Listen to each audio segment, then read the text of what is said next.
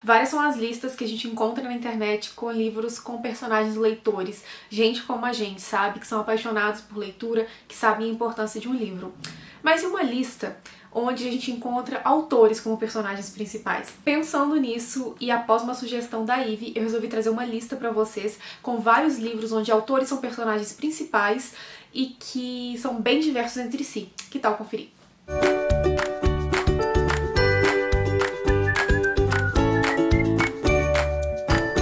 Antes de começar as indicações, lembrando que se gostarem de alguma coisa, o meu link da Amazon tá aqui embaixo. Comprando por ele, vocês me dão uma pequena comissão, não pagam nada mais por isso e me ajudam a investir no canal.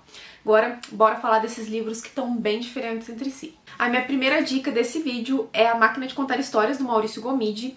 Aqui a gente tem o Vinícius Becker, um autor que ele vem se consagrando cada vez mais, mas ele é bem workaholic, então ele acaba se dedicando muito ao trabalho e deixando a família bem de lado. A esposa dele vem a falecer e ele percebe que a relação familiar dele tá em ruínas, as filhas já não reconhecem mais, ele também não conhece mais quem as filhas se tornaram. Então ele resolve deixar um pouco de lado o trabalho e retomar essa jornada de reconhecimento das filhas, sabe? Eles vão fazer uma viagem para se reconectarem. É uma história muito bacana, muito bonita, sobre família, sobre segunda chance, sobre recomeço, sobre luto. E aqui é bem interessante porque você acompanha um pouco dele como escritor e um pouco dele tentando deixar de lado o escritor e se tornar um pai que ele talvez não tenha sido tanto e tão presente durante a vida da esposa e durante todo o tempo que se passou. Eu gosto bastante desse livro e é a minha primeira recomendação desse vídeo. Aí a gente pula para uma recomendação um pouco diferente também, porque aqui a gente tem uma autora como personagem principal, uma autora que foi real, mas a história que tá nesse livro aqui, ela só é baseada em fatos reais. E eu estou falando das Memórias Perdidas de Jane Austen, da C.D. James. E aqui, como eu já disse, é uma versão romanceada da vida da Austen, onde supostamente se encontraram cartas que se acreditaram estar perdidas, e vai contar um pouco de um romance que ela viveu e que ela não pôde viver durante toda a sua vida e que deixaram muitas marcas nela, sabe? Assim, é um livro lindo, é muito bem escrito, eu sou apaixonada por ele.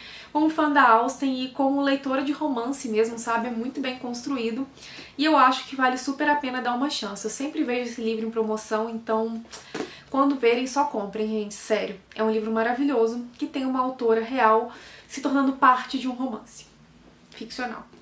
E a minha terceira indicação não tem uma autora só como personagem principal, tem duas, que é Verity, da Colleen Hoover. Sim, esse livro um tanto quanto polêmico, muita gente ama, muita gente não gosta. Eu entrei pro time que gostou muito e que mal conseguiu largar esse livro, sabe? E aqui a gente tem a Lowen, que é chamada pelo marido da Verity após ela sofrer um acidente pra terminar a série de livros que ela começou, uma série muito famosa, e ela fica meio reticente, assim, de aceitar esse trabalho, porque a mulher é muito conhecida, ela também passa por alguns problemas, então ela fica reticente em aceitar o trabalho. Só que ela acaba aceitando e vai morar na casa da Verity com a família dela pra conhecê-la um pouco melhor, pra investigar um pouco mais os arquivos da mulher, pra continuar escrevendo. Só que lá ela encontra a Verity acamada, aparentemente sem reconhecer o que está ao redor, sem dar sinal nenhum assim de vida, ela tá meio que vegetando, e ela começa a ler um diário escrito pela Verity, que é bizarro, e aí a gente vai acompanhando a história. Eu acho que é o que eu posso falar sem dar muitos spoilers, né, sem dar spoilers no caso do livro, mas como eu disse, é um livro que as pessoas estão amando ou odiando. Eu particularmente gostei bastante, fiquei presa na leitura do início ao fim, e é aquele tipo de livro que você tem que começar com o tempo, porque você vai querer respostas e vai devorando uma página atrás da outra. É muito bacana. E falando em coisas bizarras, eu não podia deixar de citar Stephen King, A Metade Sombria, porque aqui sim nós temos um autor, o Ted Belmont, que ele escrevia livros sob um pseudônimo, livros muito famosos, livros que foram fazendo muito sucesso, mas que fugiam um pouco assim do estilo dele, do que ele queria apresentar com o seu próprio nome. Acontece que ele acaba se fartando disso, ele começa a ser chantageado e ele decide dar um fim a esse pseudônimo, ele decide matar esse pseudônimo. O que acontece quando, após ele enterrar esse pseudônimo numa entrevista toda teatral, esse pseudônimo começa a voltar pra assustá-lo, pra assombrá-lo. Pois é, essa é a premissa desse livro. E eu achei muito interessante a forma como o King desenvolveu esse enredo, como os personagens foram construídos, como tudo foi sendo trazido. É muito bacana, é um livro muito envolvente. Inclusive, ele é inspirado um pouquinho na história do próprio King, que tinha um pseudônimo, um fã descobriu e ele matou esse pseudônimo também. Só que no caso do King, o pseudônimo não voltou para assombrá-lo, né? A gente espera que não, pelo menos. Então aqui temos um outro livro com o autor como protagonista, que é sensacional, que ele traz um pouquinho também dessa questão da escrita dele, da forma de criar, da forma de escrever os personagens e de uma forma bem macabra, bem interessante.